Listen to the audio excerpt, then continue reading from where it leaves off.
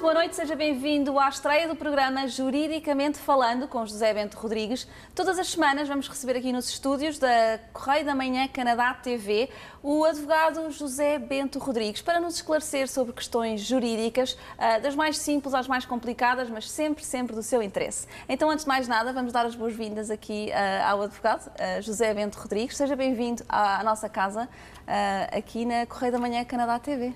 Boa noite, Mariana. É um prazer estar aqui consigo e com os nossos telespectadores que nos seguem lá em casa.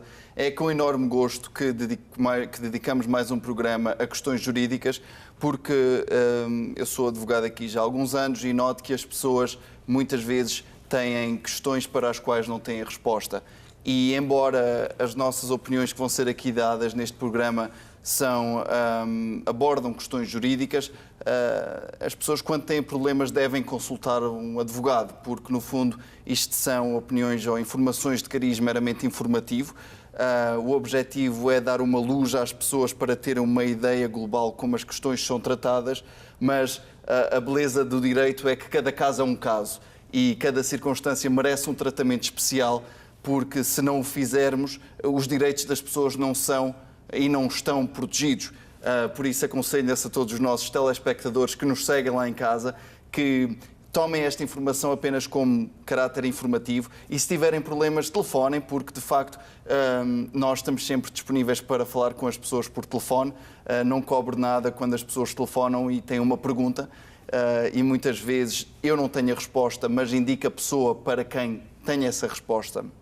E, por isso, vamos aproveitar o programa pelo que é uma discussão animada sobre questões de direito. Claro que sim, vamos tentar fazer isto o mais leve possível.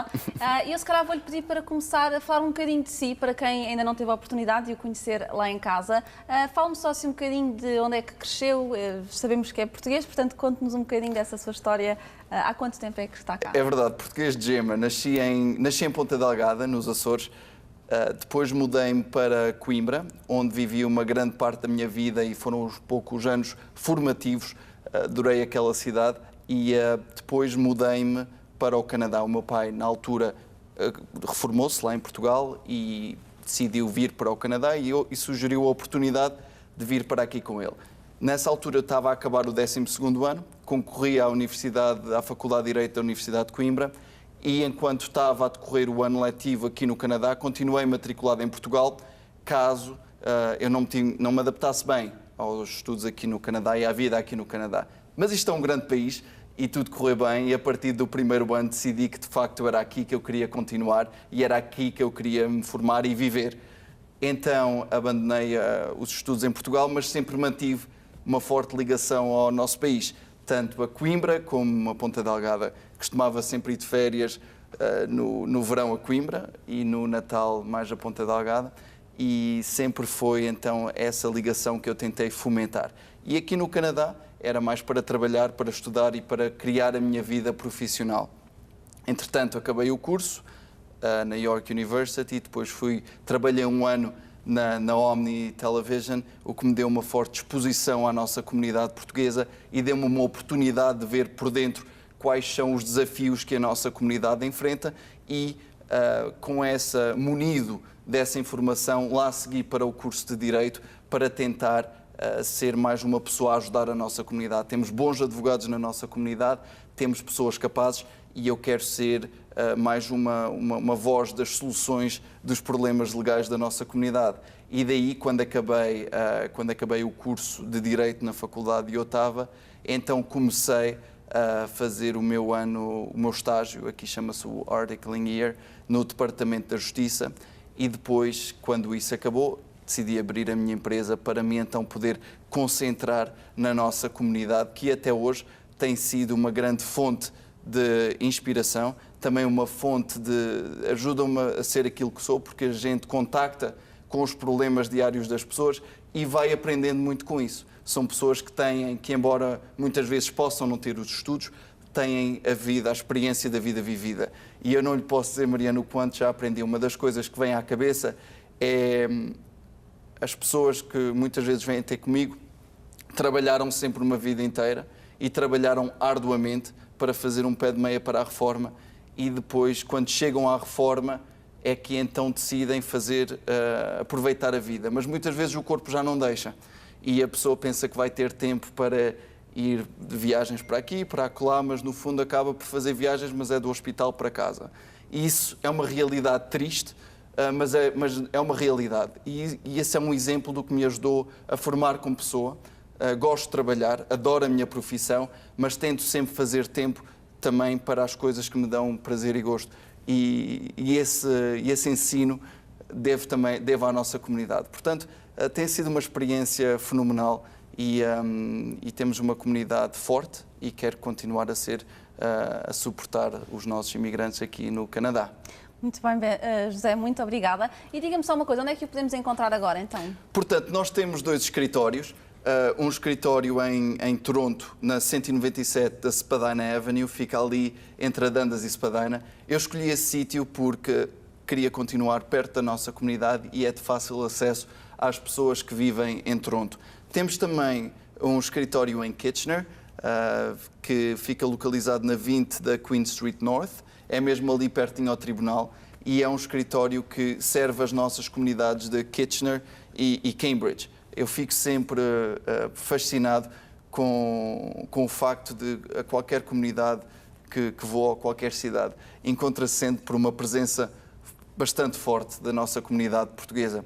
Isso acontecia já quando trabalhava na televisão, quando apresentava o Canadá Contacto, sentia esse calor português, mas agora reforça-se mesmo com a comunidade a envelhecer um pouco. Ainda vemos uma grande presença portuguesa e pessoas jovens, como a Mariana, que aqui está. Portanto, temos uma comunidade forte e envigorada. Muito bem, então vamos só dizer que todas as semanas trazemos um tema diferente e o tema de hoje, José, é bem leve, mas nós nunca pensamos muito bem neste assunto, que é?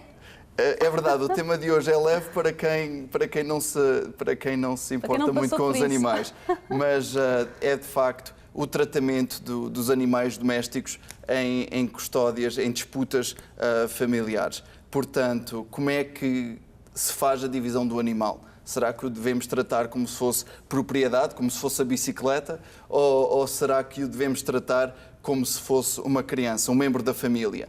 E este tema fascina-me. E fascina-me porque temos reações completamente opostas das pessoas. Portanto, quem tem animais de estimação e quem os tem tido já há bastantes anos, sente que este é um tema importante, uma questão importante, que não deve ser levada com leviandade, que as pessoas devem se preocupar como os nossos animais são tratados e como o impacto que a lei, que as disputas familiares têm no animal, porque as pessoas, ninguém quer abandonar o animal, é como perder um membro da família. Por outro lado, temos pessoas que não têm animais de estimação, ou se os têm, não dão grande...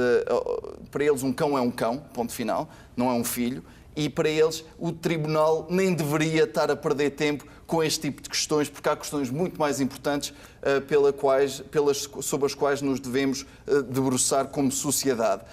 Portanto, esse antagonismo entre as pessoas é bastante interessante e é essa diferença de opiniões que me fez sugerir este tema à Mariana para a nossa discussão de hoje. Muito bem, então este será o tema de hoje. Será que os animais de estimação devem ser tratados como membros da família ou como apenas mais um objeto quando há um caso de divórcio ou de separação? Fique connosco para falar sobre este tema. Estamos de regresso aqui no Juridicamente Falando, a estreia do programa com José Bento Rodrigues, e o tema de hoje é sobre os animais de estimação. Será que eles devem ser tratados como membros da família quando há um caso de separação ou como apenas mais um objeto que fazia parte da vida do casal? José, vamos então aprofundar um bocadinho sobre este assunto.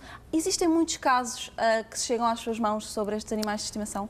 Que chegam às minhas mãos, não. Não, nunca lidei com um caso desses. E esse, por acaso, é um ponto interessante, ainda bem que o levantou, porque eu gostava de clarificar que nestas nossas discussões que nós vamos ter, eu nunca vou trazer casos que chegam às minhas mãos, por questões de privacidade, por questões de confidencialidade e de respeito da vida privada dos meus clientes. Portanto, os casos que vão ser aqui discutidos nos nossos programas vão ser casos que já foram decididos pelo Tribunal, que não têm nada a ver com os casos que eu faço, só em termos da questão jurídica, muitas vezes lido com ela, mas os factos, as pessoas envolvidas, não as conheço, nunca as vi e nunca traria questões de clientes meus para o nosso programa. Portanto, quem está lá em casa e é meu cliente, fique descansado que não vai ouvir a sua história aqui nos nossos programas.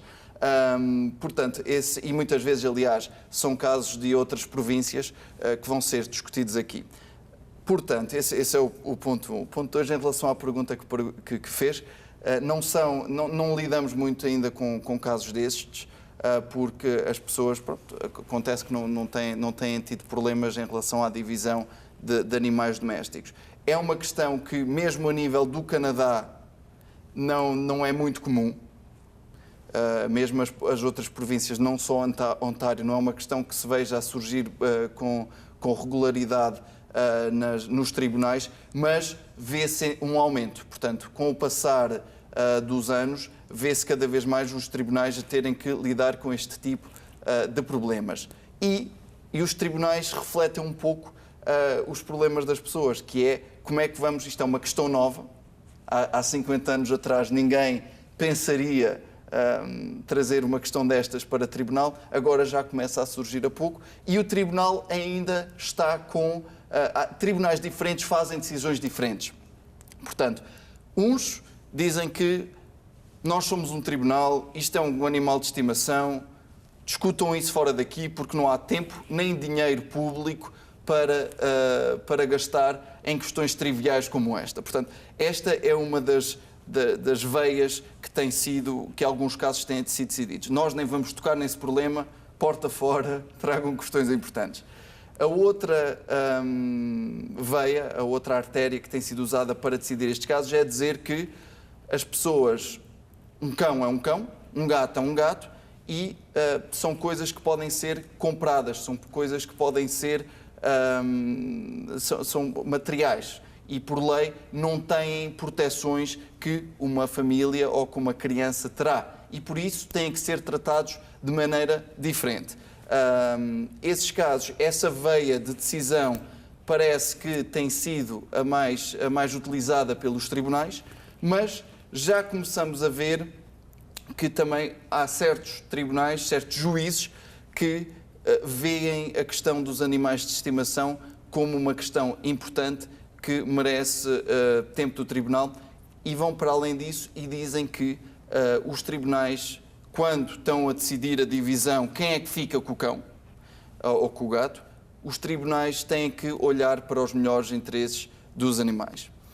E já há até, inclusivamente, uma jurisdição, um território que já legislou, portanto, o próprio Parlamento já disse que os cães e os gatos têm que ser tratados como crianças quanto à divisão do animal. Isto é, o tribunal tem que olhar para os melhores interesses do cão ou do gato para decidir quem é que vai ficar com ele. Isto significa que a mãe pode ser a dona do cão, pode ter comprado o cão, mas se o pai é quem trata melhor do cão, o cão é dado ao pai. Portanto, estamos-nos a rir, mas, no fundo, há pessoas que gastam milhares e milhares de dólares neste tipo de questões, e acaba por ser uma questão que tem impacto na vida das pessoas. Eu sei que o José também já viveu em Portugal, eu vou-lhe dar aqui um bocadinho do meu ponto de vista. Eu acho que em Portugal nós não tratamos os cães tanto como membros da família. Eu acho que aqui no Canadá realmente eles são muito bem tratados, tanto é que não vemos cães abandonados também devido ao inverno, mas isto realmente é um fator importante. Aqui no Canadá os cães têm, pelo menos na minha experiência pessoal, têm muito melhor tratamento, temos aqueles pet grooming, eu acho que o dinheiro investido não só nestes casos, mas também no animal em si, e no final as pessoas devem ter mais disputa em com quem é que deve ficar o cão e que tipo de fatores é que são decisivos nesta... Como é que nós sabemos qual deles é que trata melhor o cão? Portanto, isso é um ponto crítico e engraçado e fundamental, porque o cão não fala, o gato não fala. Portanto, o gato não há possibilidade de falar com o gato a tentar perceber com quem é que trata melhor o gato ou não trata. Portanto, vai ser eu contra a minha palavra contra a sua, e isso causa, o que isso causa é decisões que demoram tempo a resolver, porque tem que se ouvir a posição de uma parte, a posição da outra, e enquanto se houver essas posições tem que se pagar um juiz para lá estar a ouvir essas posições, tem que se pagar o escrivão do tribunal, tem que se pagar os advogados, tem que se pagar o edifício que está lá a ser mantido. há uma preocupação com os custos que as pessoas vão ter. Mas se a lei continuar a abrir as portas a esse tipo de decisões, provavelmente vão olhar para quem é que dá de comer ao animal regularmente, para quem leva o animal às aulas do treino, para quem treina o animal, para quem é mais afeccioso com o animal, e depois vai haver, invariavelmente, posições completamente opostas sobre quem é que tratou melhor do animal. E eu estou a tirar estes fatores dos fatores que geralmente são usados para discernir quem é que fica com a custódia de uma criança. Por exemplo, agora no Canadá, em Ontário, quando há uma separação e quando há crianças envolvidas, o tribunal concentra-se apenas e exclusivamente numa questão: quais são os melhores interesses da criança. O tribunal não quer saber quem é que tem mais dinheiro, quem é que tem menos dinheiro, quem é que fez isto, quem é que fez... O tribunal quer saber é quem é que está numa posição de dar à criança um ambiente estável para viver, para quem dá à criança carinho, apoio emocional, para a criança poder progredir como pessoa, e com quem é que a criança fica melhor. Portanto, o objetivo é todo nesse. O tribunal não quer saber qual é que é o pai ou a mãe que vai ficar mais feliz de ficar com a criança. Isso não interessa, não é os melhores interesses dos pais. Estamos a falar exclusivamente nos melhores interesses da criança. E se, de acordo com os tribunais no Alasca, que eu tinha falado há pouco, era a jurisdição que começou a olhar para os animais ou a aplicar o teste que se usa para crianças aos animais, aqui em Ontário, se isso começasse a ver, era exatamente esse tipo de questões que iam começar a ser discutidas. Portanto, essas discussões, as partes iam tirar posições diferentes e a partir daí ia-se tentar chegar a uma decisão. Mas em Portugal, como tinha falado, eu quando estive em Portugal, e já saí de Portugal há algum tempo, já vão 13 anos, o tempo voa, os animais não eram tratados como são tratados aqui. E a falar com pessoas aqui no Canadá e mesmo da comunidade portuguesa sobre este tema, a minha primeira impressão, antes de falar com elas, é que as pessoas não iam pensar ou iam ser da opinião que os cães, de facto, e os animais de estimação deveriam ser tratados como objetos. Porque na minha cabeça era isso que eu estava habituado de Portugal. Mas, para a minha surpresa, Mariana, a maior parte das pessoas tinha a opinião, ou é da opinião que os cães, que deve haver, de facto, essa análise de quem fica com o cão. Não é quem é o dono do cão, mas é quem trata melhor do cão.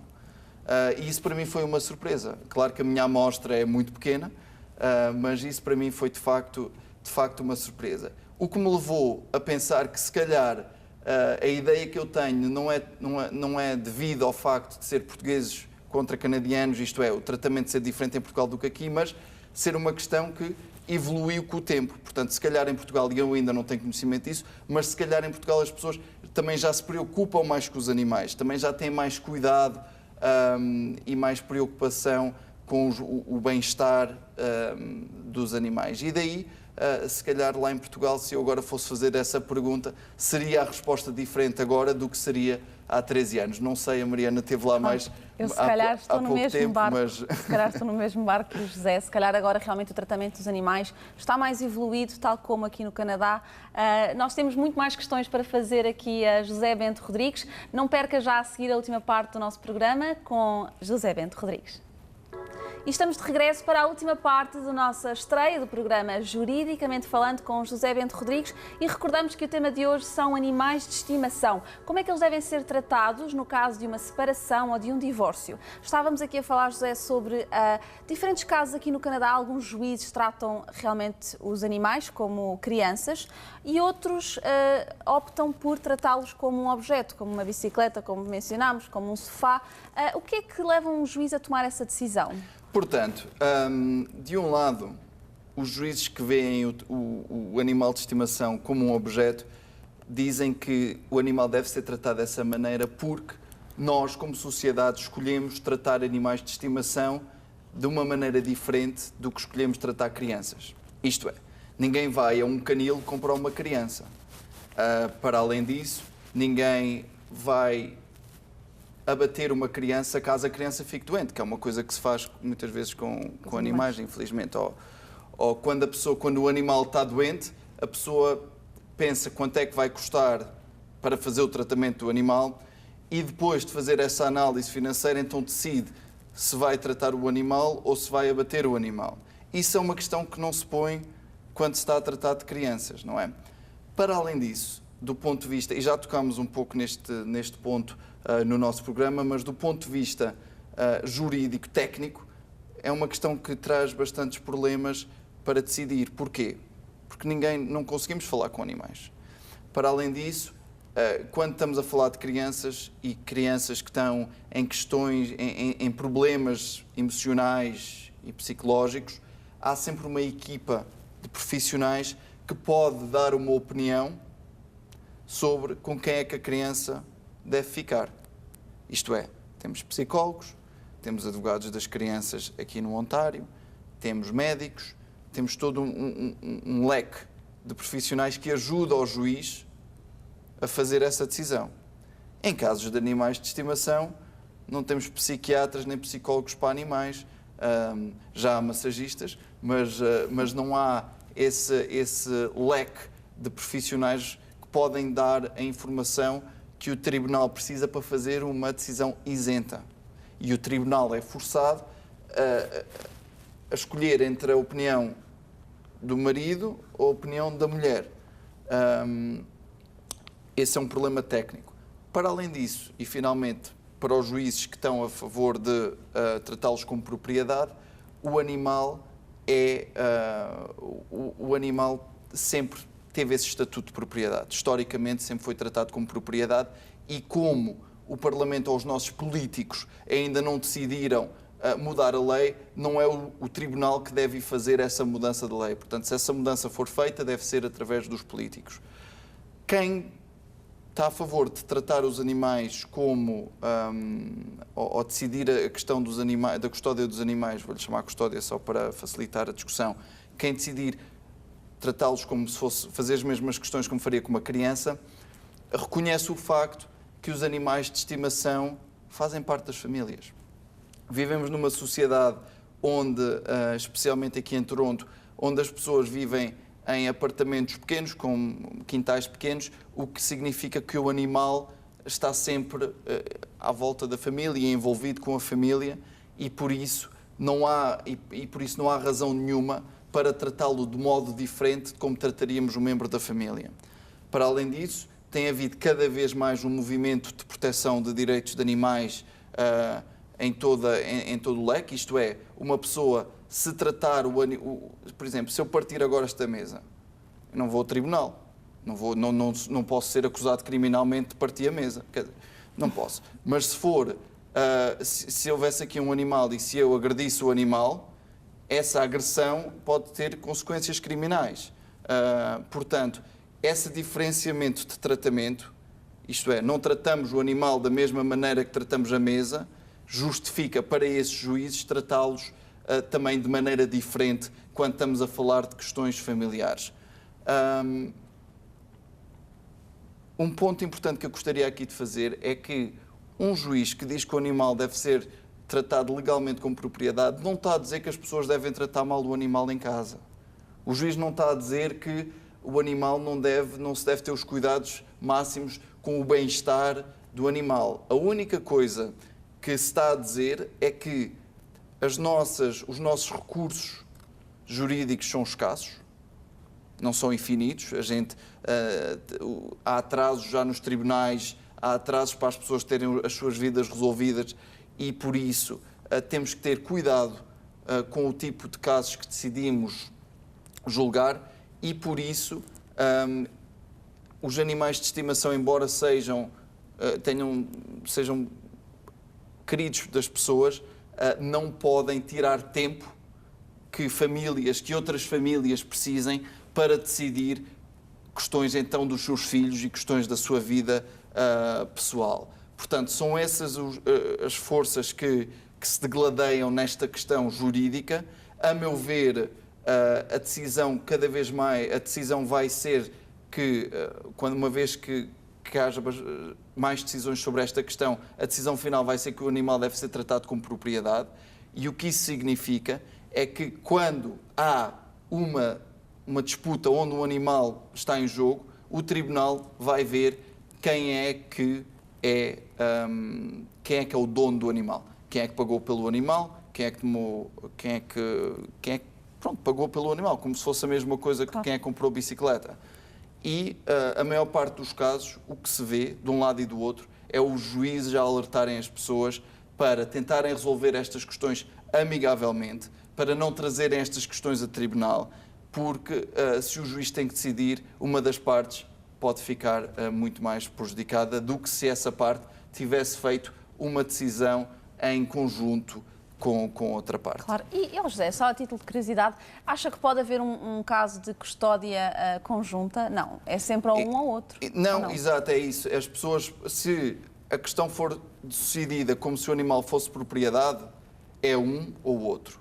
Mas, se os juízes começam a olhar para animais de estimação como se fossem crianças, o juiz pode então fazer a decisão que, das segundas às sextas, ficas com a mãe, do sábado e o domingo ficas com o pai, como se fosse uma criança.